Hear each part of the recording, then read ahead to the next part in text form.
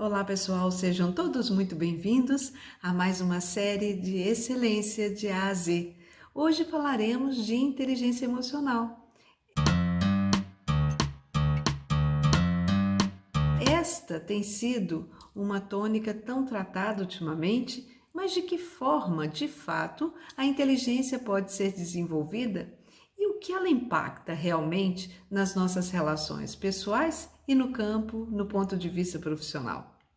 Então, a inteligência emocional surgiu na década de 90 com dois autores, o Peter Salovey e o John Mayer. Eles trataram a inteligência emocional como uma oportunidade de se perceber como uma habilidade para valorizar as emoções, a habilidade de acessar ou gerar sentimentos que facilitassem o pensamento aí e a nossa capacidade e o nosso crescimento intelectual. Bem, mas a emoção e a inteligência emocional começou a ser tratada com mais amplitude na sociedade a partir da edição do livro Inteligência Emocional, do Daniel Goleman, em 1995. E este autor expandiu os conceitos da inteligência emocional, trazendo à tona algumas novas perspectivas de compreensão do cérebro e também nessa capacidade relacional aí do ser humano. Para Goleman, a capacidade de inteligência emocional remeteria a características como sendo a da empatia, de se automotivar, de não desistir de objetivos ou desafios, apesar de algumas frustrações, de também sermos capazes de controlar os impulsos, os nossos estados de ânimo aí, e quem sabe adiar até gratificações ou evitar perder a razão por causa do sequestro emocional, das emoções ou dos sentimentos de angústia ou ansiedade. Bem, a partir daí, Goleman foi ampliando seus estudos e ele acredita que a inteligência emocional envolveria um conjunto de competências que estariam ligadas aí à autoconsciência, à empatia, e que ele foi traduzindo aí em 5 etapas muito importantes. Quais seriam? A autoconsciência é a primeira, então, que se trata de você ampliar, de todos nós, termos mais consciência de como as emoções nos afetam. Quais são as emoções que nós vivenciamos no dia a dia? Em cada oportunidade que sentimos incomodados ou que estamos eufóricos, é importante nós falarmos, nomearmos estas emoções para que nós tenhamos mais consciência de como elas afetam as nossas relações, mas também entender como que a relação do outro nos afeta e sermos capazes de, nesse momento, reconhecermos racionalmente estas emoções. A partir do momento que nós conseguimos ter essa visão de quais são essas emoções e como elas nos afetam, nós podemos adotar aí a segunda etapa da inteligência, dessa capacidade de conjunto de capacidades, que é a autogestão. Então, a partir do momento que nós tomamos consciência das nossas emoções, nós podemos gerenciar as nossas ações, aqueles impulsos decorrentes das emoções. Precisamos entender que as emoções são como energias geradoras de ação. Nós não controlamos as nossas emoções, mas podemos controlar sim as nossas ações. Afinal de contas, não somos como os animais que agimos impulsionados exclusivamente de uma forma irracional. Nós desenvolvemos o neocórtex e nessa a capacidade cerebral nos permite escolhermos as nossas atitudes. E aí entramos na terceira fase da inteligência emocional, que é a capacidade de se automotivar.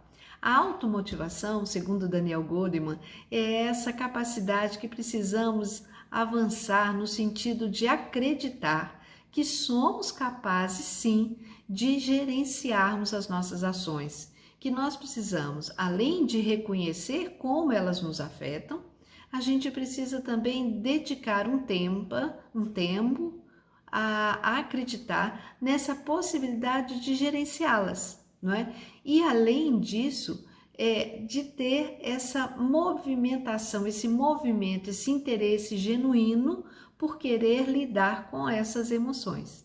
Seria a automotivação. A quarta etapa seria a empatia, que nos ajudaria muito a entender o ponto de vista do outro.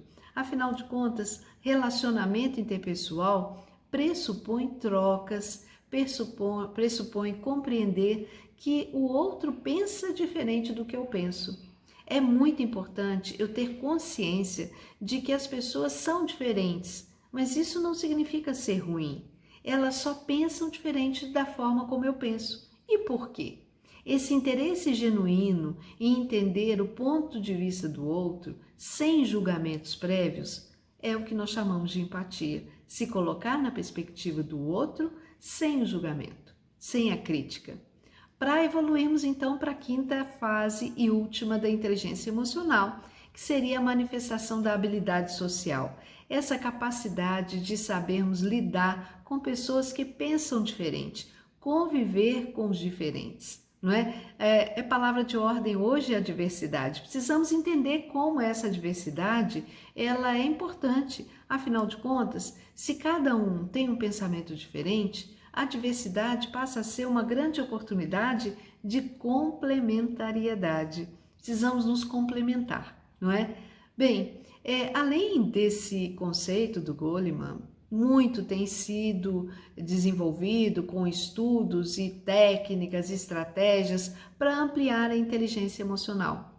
Em um livro recente chamado Inteligência Emocional 2.0, os autores trazem também novos exercícios. Falam sobre a importância da gente se deparar com incômodos e não passar liso por eles, descrever as emoções com palavras precisas, reconhecer as nossas forças, fragilidades, manter a mente aberta, não se ofender com pequenos deslizes, não gastar energia aí se acumulando de raivas desnecessárias, não é? Ser capaz de dizer não com assertividade, perdoar a si mesmo, não é? E neutralizar pessoas tóxicas. Afinal de contas, nós precisamos realmente fazer escolhas mais sensatas, ajudar as pessoas ao nosso redor a ter uma relação mais construtiva, não se perder em queixas que não agregam valor à realidade e só contaminam,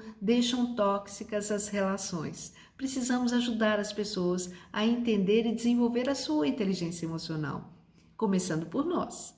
Bem, eu escolhi para ser um pouco diferente desta vez, como um espírito mais voltado para essa inteligência emocional e como uma inspiração para a gente, eu escolhi um filme chamado A Vida é Bela.